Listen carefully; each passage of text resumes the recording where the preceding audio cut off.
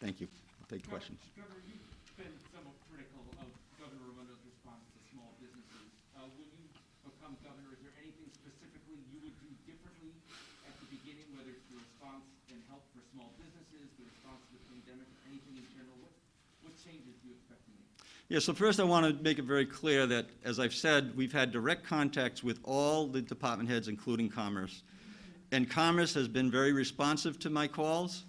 And I believe that they've made a number of adjustments along the way to make it better for small businesses, and we're going to continue to do that. We're going to continue to, the work is not done, and we're going to continue to find ways that we can help our small businesses. If we don't help our small businesses, it's going to be very difficult to recover. But also, as I said before, in terms of the vaccinations and containing the virus, that's why that's the priority. The best thing we can do for our businesses is to contain the virus and infection rates, and to get the vaccinations out. That's what's the best thing that the businesses want to see. They want to open up, and that's we're going to do everything we can to make that happen. We've all known for years it was a real possibility that Governor Raimondo would go to Washington. So how have you used your time as Lieutenant Governor to prepare for the possibility of becoming governor? Yeah, so that was my responsibility from day one. When I was sworn in January 2015, was to be prepared for that. And so everything that we have focused on was to make sure that we could. That's why we created great relationships with the existing staff, and we've had interactions with them. That's an important factor. I've been involved as a chairman of the National Lieutenant Governors Association, which does focus on transitions. I've been in contact with many lieutenant governors. As I have said over and over again, lieutenant governors become governors.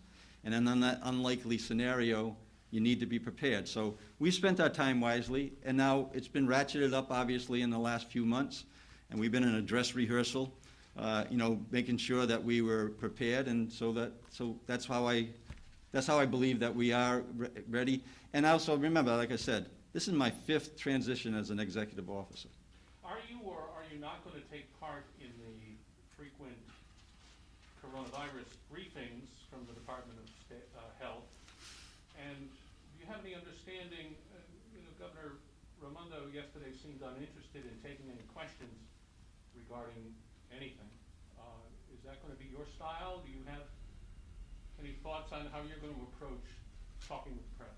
Well, with Dr. Alexander Scott, I've had, again, you're going to hear about conversations that I've had with all these department heads for years. We've had a conversation just recently on the Alzheimer's issues, which we were able to bring in several hundred thousands of dollars of money to help with the Alzheimer's. So this is not a new experience to me to work with Dr. Alexander Scott, and we're going to continue that. I've had one private conversation with her, and I also have met this weekend with the top line team on the COVID response. That's going to continue, and we're not going to. We're going to use our time very wisely, and we're going to, because that's the top priority, as I've said, we're going to engage in that way in our transition process. We're going to make sure that we have these groups of advisors, and we're going to have a groups of advisors on this issue, and we're going to. So we're not going to have a problem with that. As far as the media goes, my door has always been open. So and we've responded. So I don't see that changing. And I also believe that it's important that we talk to the people of the state of Rhode Island, and the media plays a role in that. So have you not decided whether you will be front and center? Is that part of your style, or are you going to leave it to Dr. Alexander Scott? Once I become governor, Yeah. The question?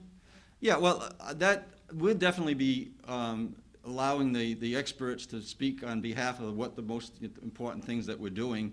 But I plan to be front and center with all 39 cities and towns, all the municipal leaders.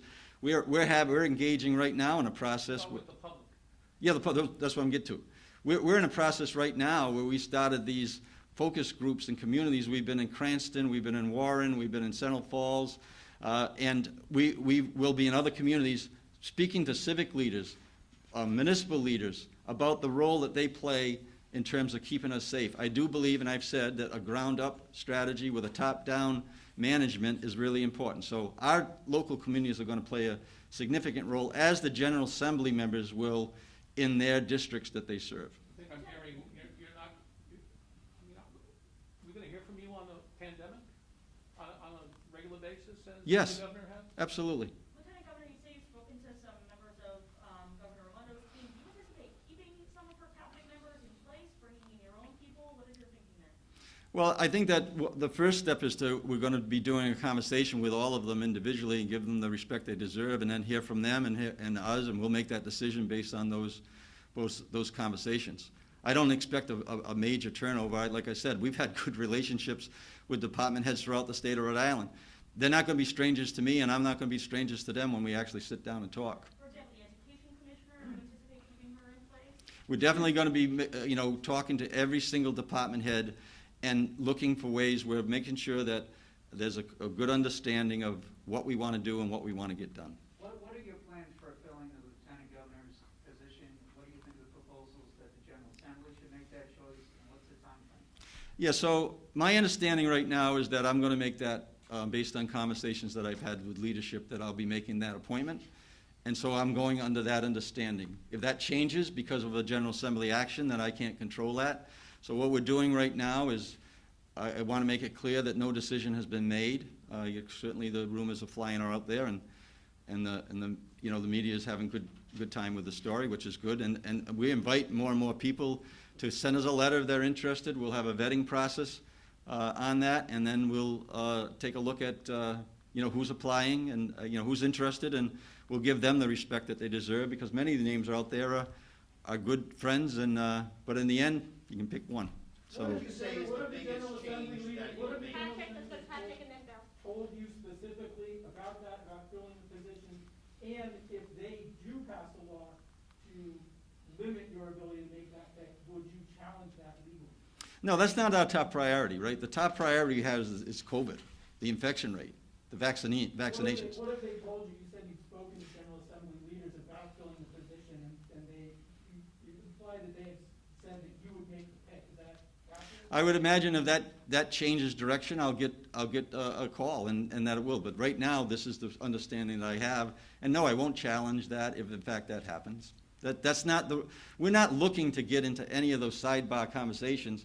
It is an important decision, clearly, but it's not the priority that we're talking about. We're going to focus directly on the COVID issues and how that's going to impact our economy, how that's going to impact getting the schools open, and on and on and on. So yeah, it's an important situation, but it's not the priority that we're dealing with right now. What would you say is the biggest change you're going to make in terms of your COVID response from Governor Raimondo? Is it on the small business side, engaging municipal leaders?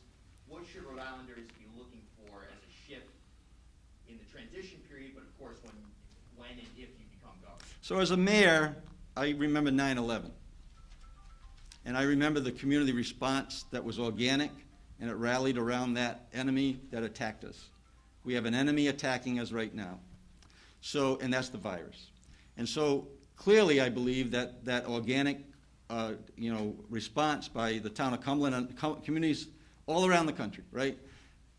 Yes, I think that we can definitely do more of a grassroots strategy with civic leaders, with municipal leaders, church groups, Little League groups, and that's who we're talking to right now. I said we've already had 4 of these focus groups talking about what role they can play to keep us safe in their communities. And so we're getting things that are actually happening, but we're also seeing that there is a need to create that central messaging, not only from the state level, but also from the local level.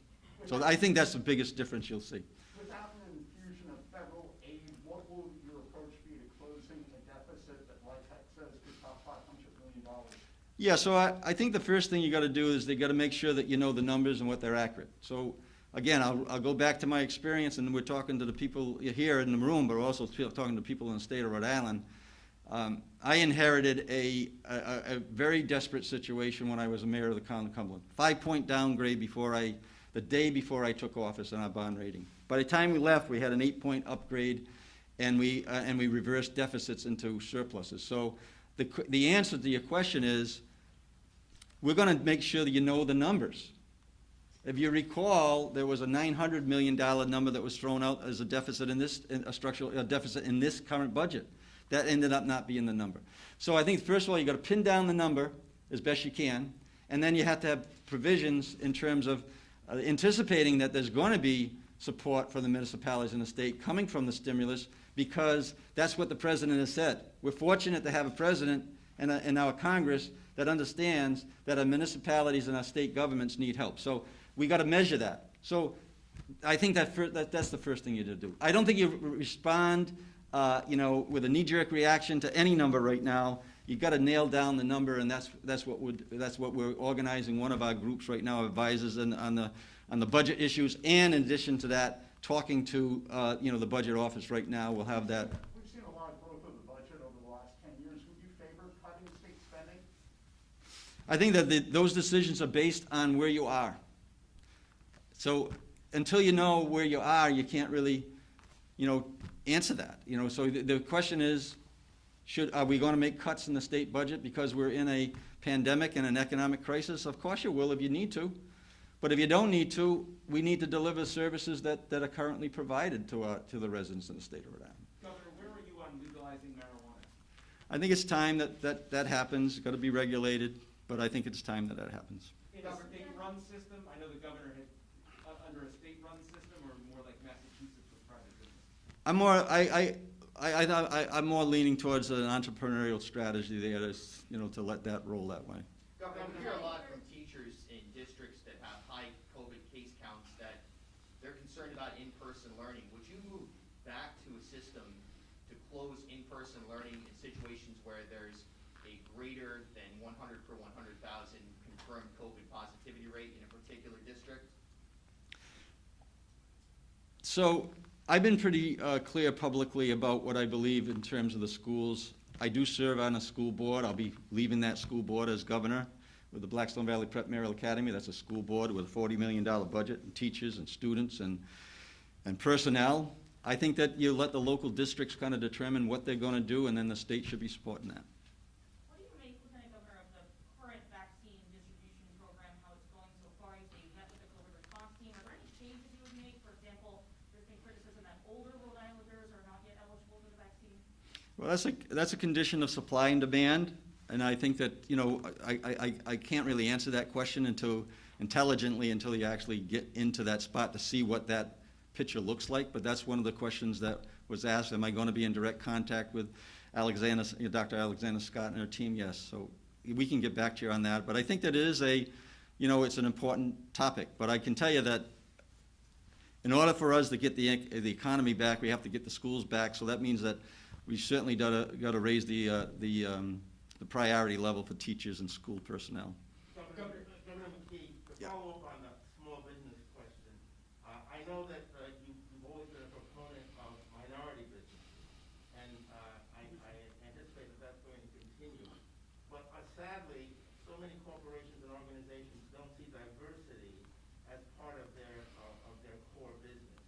What can you do to change that? When you talk in terms of having an administration that reflects the look of the state of Rhode Island, and yet we look around this room and we don't really see that, with the exception of me, perhaps. What would you do to advocate for diversity, to make it more of a priority, more important going forward? So I think that's a good question, and certainly is a timely one, right? Because of the the circumstances of minority everything, right? In terms of equity and that type of thing. So it certainly will be a focus of ours, and it'll continue to be one. And I'm in every community, and that's why I don't think I point out any particular community when I say that there's 39 cities and towns, and every community counts, and the communities that make up those communities count. That's a consistent message in that we've been delivering. So, and then I also acknowledge that that certain families have more hurdles to jump than other families to get to the finish line. But we should be celebrating everybody that gets to that finish line. But those who actually have more hurdles to jump than others, we need to recognize that and do things that help everybody get across the finish line. And in the pandemic, we clearly have seen that those hurdles have been raised higher for some communities than others, and we got to understand that as well. The goal is to get everybody across the finish line. Governor, yesterday, again, she didn't answer questions on what she did, but Governor Raimondo extended the current restrictions another month. Are you on board with that? Do you think that the current level of pandemic restrictions are appropriate? We some need to be stricter. Are you talking specifically about business? Capacities, and the levels that she has things at now in terms of restaurant capacity and other business restrictions? Yeah, so I'm being repetitive, but I think that it really depends on the infection rate. I think we can impact that infection rate by doing grassroots strategies with local communities and local leaders. And then it depends on the vaccination issues. The health is the absolute top priority. But I am for incremental progress in terms of our business footprint. And I think that we need to be intelligent about when it makes sense and when it doesn't. But if an expansion increases infection rates, then you gotta be cautious about that. Would you prefer to ease up when you take office, or? Well, it'll be based on the science and an understanding of whether or not you did, whether it would feed into a higher infection rate or not. And I think there's some good things on the horizon there. There's a lot of rapid testing that is available right now. I think you can use that in many circumstances to help the businesses control who comes in and who comes out of events or volleyball events or whatever it might be. So I think that there is areas that we can loosen up, even as long as we keep the infection rate and the distribution of the vaccine as a top priority. Safety is the top priority. Yesterday, Governor Raimondo reiterated her criticism of the Pawtucket School District and its approach to COVID. Do you share that feeling? As I said, I believe that that local districts should be making their decisions and the state should be supporting those in any way that we can. No matter what those decisions are, isn't it the state's job to provide guidance and point them in the right direction? I mean, do you feel like you are able to criticize mayors and municipalities, given your closeness to them? Well, I'm not going to criticize the mayor, being a former mayor, but your question is fine, except that, of course, I would expect that the local districts would be taking into consideration information that comes from the state, information that comes from the Department of Education, in order for them to formulate their plan. But they know their territory, they know what's going on. And again, I have firsthand experience as a school board member with a district that serves 2,000 kids from Pawtucket, Central Falls, Cumberland, and Lincoln. And so I understand, and we've been involved with hours and hours of conversation about the dilemma and the challenges that local districts have. So I'll just repeat. I believe that the local districts, they should get the information that they should be getting, making decisions, and the state should be doing everything it can to support those decisions. And the ultimate goal is to get as many kids in the classroom as you can. I'd like to just say a point on that one too. And I've said this over and over again on my community conversations and on my town hall meetings on Tuesdays. Hundreds of hours of learning time are being lost right now. It doesn't matter whether you're high income, low income, moderate income. It doesn't matter if you're a minority family, non-minority family. It doesn't matter if you go into a district public school or charter school or private school. We got to understand that hundreds of hours of time are being lost, and we need to make sure we intentionally strategize that. I've said it over and over again. We opened up a municipal education department in my town 14 years ago. We do 52-week-a-year learning, reading, math, science, art, music, thousands of kids. We had a pre-K in the town of Cumberland before they even talking about pre-K. A municipal education department in every community strategizing how you could pick up on these lost learning hours is going to benefit those kids in their future, their families, their communities, and the state of Rhode Island. So I do believe that we have to really dig in there, and I intend to do that. You played a key role in the Newport gas crisis. How has that experience shaped your opinion on new energy infrastructure, and I guess moving forward with energy policy over the next decade or so? Yeah, so I mean, again, that's a priority. It's not the highest priority. Our priority is the virus again, and the the infection rate and the I'm repeating over and over again. Those things need to be addressed. And I think that, again, my feeling is that on the energy issue, you drive that bumper as close as you can where the technology's moving. It's moving real fast, so I think you're going to see a real fast conversion, especially what the president is talking about. So we're going to follow that lead. And the cleaner energy you can get, the better off it can be. But again, you need to make sure that you're you're doing it in a strategically and timely way, and that's the intention. That would be my intention. Lieutenant, question for you. So back to education for a second. Since we are pushing for in-person learning to get those kids back in the classroom, will you be pushing to get teachers moved up the vaccine list and get them the vaccine sooner? Yes, I think that, and I've mentioned that, I believe that there should be a strategy in terms of vaccinating not only teachers but all school personnel, because that is a priority. I also believe that, that elected officials who have jobs to do need to get out in the community, and they should be on the list as well. So, but yes, clearly, and it was mentioned that I have a lot of background in education, and I do. And you're going to see not only local but national people that are going to be talking about why we should be vaccinating teachers and why it's important to do that and keep them safe so that we can open up the schools, so that we can open up our businesses and on and on and on. They're all connected in that. So yes, the answer is yes. And what that looks like, time will tell, but clearly it's a real need to do that. And will you be pushing either funds or advocating for those districts who want to use distance learning to make learning more equitable for those students?